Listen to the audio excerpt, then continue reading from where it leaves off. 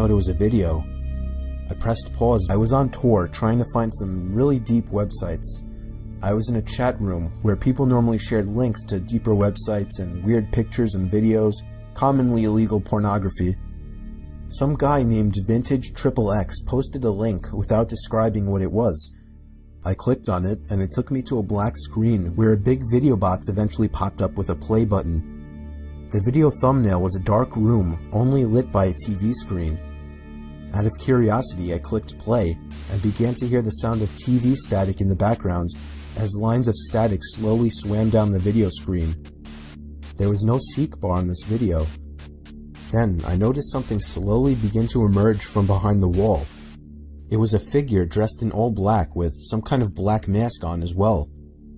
I started to suspect it was a jump scare video, and I thought I was right when the figure leaped out and ran to the screen in less than a second. It still got me even though I was expecting it, but then it got strange. The person had their face in front of the screen, slowly moving around as if he could see me and was observing me. Then I heard a crackly, demonic voice say something. It came from the video. It repeated itself, and I could make the phrase out to be, "Ask me something." I was really confused. I tried typing something, but there was nowhere to enter text. Then he said, "No, not the keyboard. Say something." I felt my heart punch the inside of my chest as he said this. I opened my mouth and mumbled the words, "You can hear me?" It responded with, "Yes." I was uncomfortable now. I thought it was a video. I pressed pause, but it didn't do anything. He said, "Don't try to leave. I want to talk." I tried moving the mouse to the exit button, but the mouse was frozen. In fact, none of the keys were responding on my keyboard. There was a long moment of silence before my webcam began flashing as if it were on, and my face popped up on the screen. "There, I got a picture of you now. Now just hang on while I get your address, and then we can meet."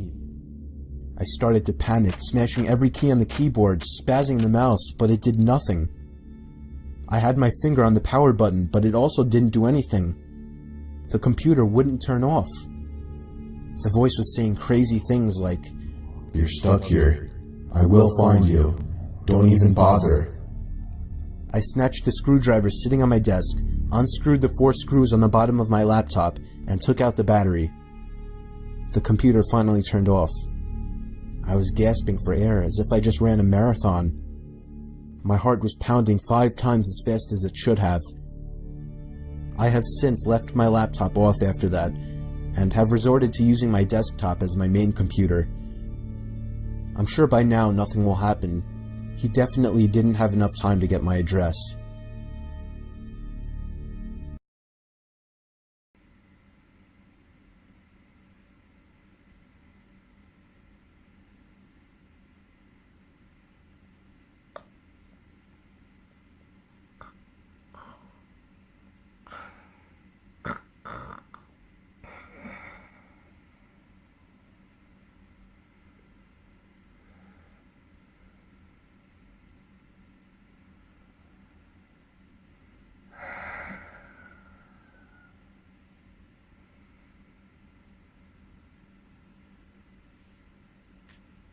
Party. I was with my friends, but please keep in mind I was only 20 years old. We were drunk, so we really didn't know where our Uber driver was taking us.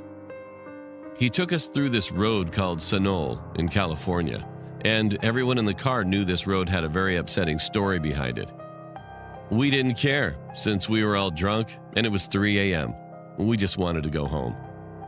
At what seemed like the end of the ride, the driver stopped at the side of the road and let in this girl. She sat in the back seat of the car. She claimed her name was Mary. All of our hearts dropped when we saw she had a dress on. It was a white dress. She also claimed that her husband dumped her on her wedding night. She said she was trying to find a ride for 3 hours, but she couldn't since it was too dark outside. When I got a good look at her, I was shaking because she was tearing up blood.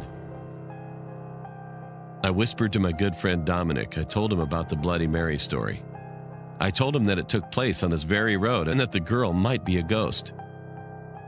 Right as I finished that sentence, she looked at me through the rearview mirror with her bright, white eyes and asked us if we were talking about her. My heart dropped once again. We asked the guy to pull over, but he insisted on dropping us off at our location. One of my female friends in the car started crying after Mary started reciting all of our names from the back of the car. We were scared because we didn't tell her our names. Now everyone in the car was crying except for me. It felt like we were driving forever, but it had only been 10 minutes. It got brighter out, and we realized that no one was in the back. It was a night spirit that was there, and it left because it was now morning. The next morning, I thought about what happened while I was taking a shower. When I looked in the mirror, I saw a scratch on my neck.